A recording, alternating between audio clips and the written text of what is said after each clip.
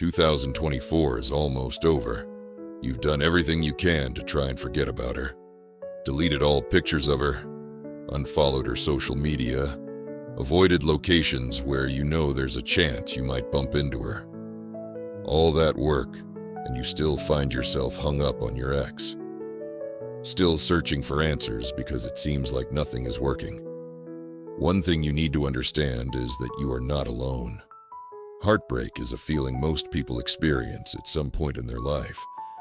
If you are here looking for a way to expedite the healing process, I got good news for you. It is totally possible. But what you need to understand is that it is entirely dependent on responding to this intense pain with some well thought out and healthy action steps. How to get over an ex, a journey of healing. If you're listening to this, you're in a place where you're struggling with the end of a relationship, specifically with getting over an ex-girlfriend. And I get it. You might feel like you're drowning in a sea of memories, emotions, and unanswered questions. But let me start by telling you something. You're not alone in this. And more importantly, it does get better. I cannot stress that enough. I know that sounds like a cliche right now, but I've been through this myself. I've been where you are, and I've come out the other side stronger, healthier, and ready to move forward. And that's what I want to share with you today, how I managed to heal, step by step. So, let's take a deep breath and let's dive in. Step 1, acknowledge the pain. I know where you are right now. All those plans, all the hopes and dreams for the future, gone in an instant. You've been flooded with a range of emotions that begins with confusion, as you were likely blindsided by the sudden demise of your relationship. Yet, according to her, it had been building up for quite a while. Most hyper-masculine gurus on the internet will tell you to just move on and get over it, when in reality, that is not how it works at all. Allowing yourself time to feel the pain you are feeling will prevent you from irrationally spilling out, releasing that pain in an irrational and misguided way. In your day-to-day activities like your job, school, or any other endeavors you pursue which require social interaction, you have to put on a brave face and act like you are coping with the pain all day long. But here's the thing. You need to make time to feel your feelings. The pain, the anger, the frustration. They're all part of the process. You are human at the end of the day. Obviously, you are a man. You cannot show your weakness to the world, hopping on social media, crashing out, begging for her to come back, embarrassing yourself. Do not. Contact your ex pouring out these passionate emotions. You will inevitably end up a laughingstock in her group chat. Instead, take this pain, get in the weight room, put extra time in your business, invest in yourself as a man. Before you know it, you will become a better version of yourself. It's not easy to avoid those feelings, right? No matter how hard you try to stay busy, throw yourself into work, or distract yourself with other things, you find it tough to find the motivation to get up as you drown in your sorrows. Here's the thing. A little time laying in a dark room reflecting is acceptable, as emotional pain is often dismissed because it does not disable the way physical pain does. However, you cannot lie around moping forever, because from here, it is time to take this ball of emotions and use it as fuel to become the best version of you and move forward with your life as the most polished version of you as you can be. You're hurting. It's okay to admit it. You've lost something important, and it's going to take time to fully recover. But you cannot mope around forever. Life is going to continue to go on, and she is going to continue to go on about life without you. Just like mourning a lost loved one, you take time to mourn, but at some point, you have to continue living, because that's just how life is. So step one is simple. Allow yourself to feel the pain for a period of time, but don't drown yourself in it forever. Hit the gym like you have a personal grudge to take out on somebody.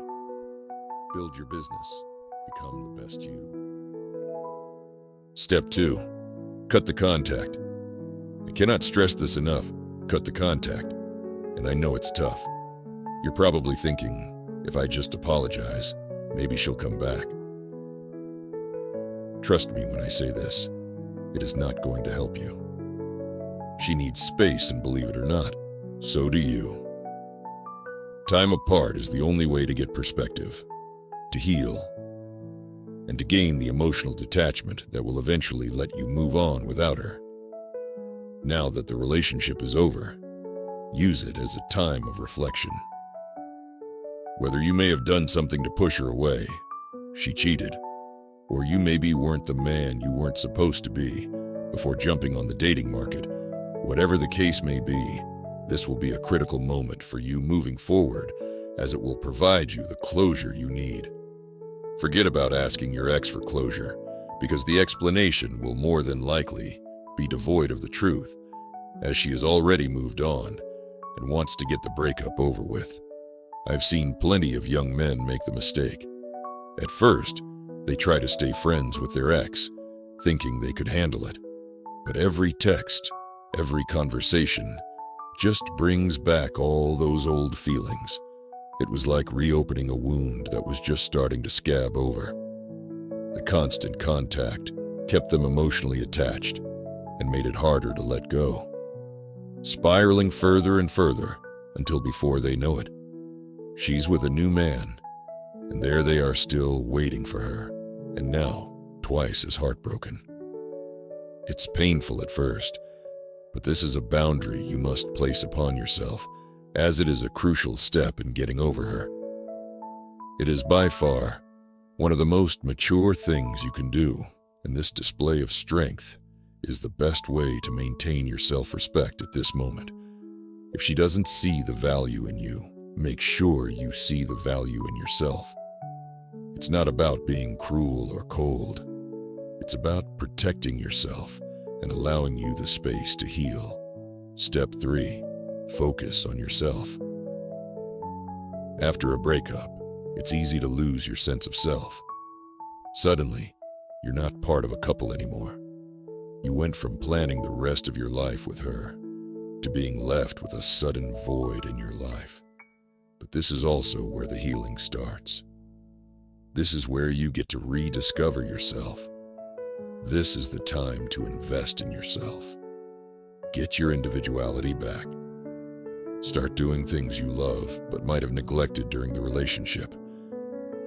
Take up a hobby you've been meaning to try. Hit the gym. Learn something new. Or even just get back to basics. Sleep well, eat healthy, and take care of your mind and body. I have seen it countless times. A man gets in a relationship, and suddenly he has no more time for his friends and even family at times. Your friends are going to be some of the most important people in your life. As many times they are people you can share experiences with, as well as helping you get through this tough time you are currently experiencing.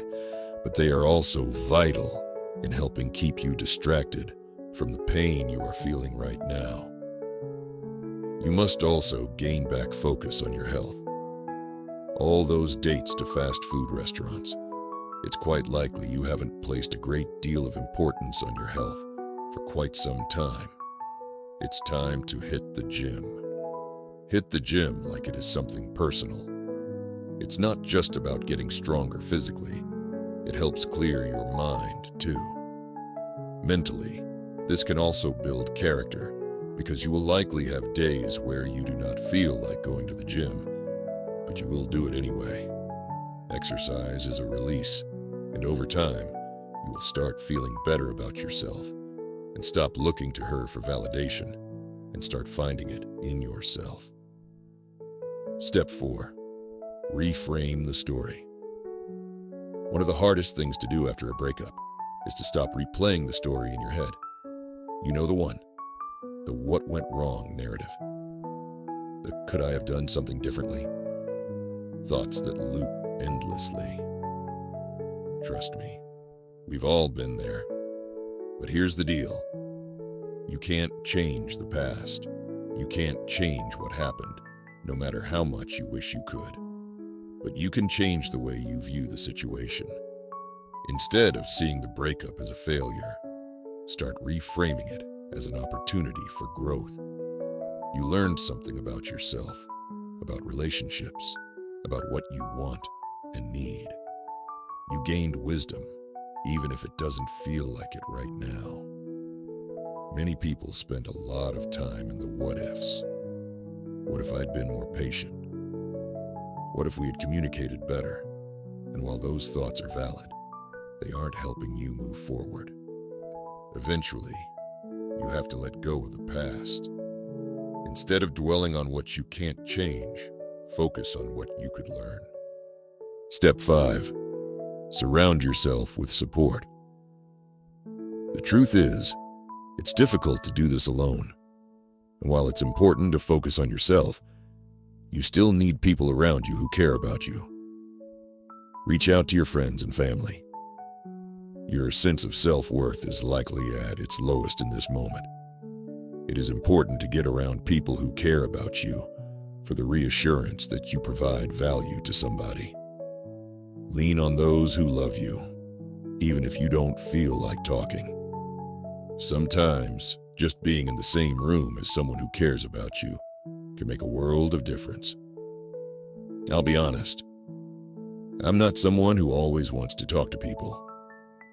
I enjoy being isolated, no matter what I'm going through. But I understand, not everyone copes with grief the same.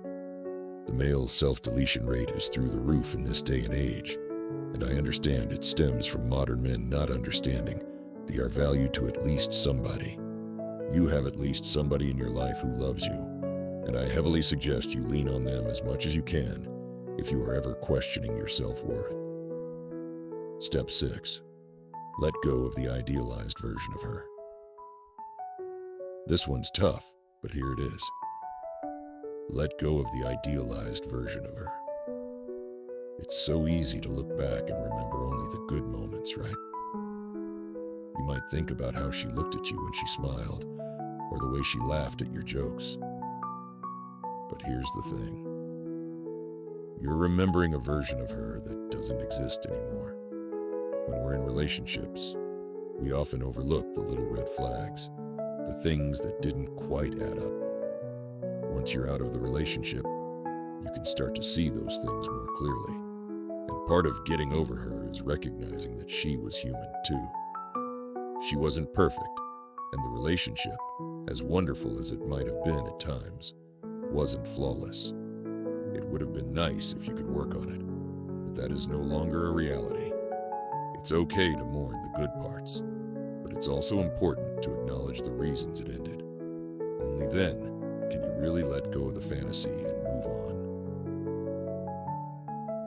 Step 7. Be patient with yourself.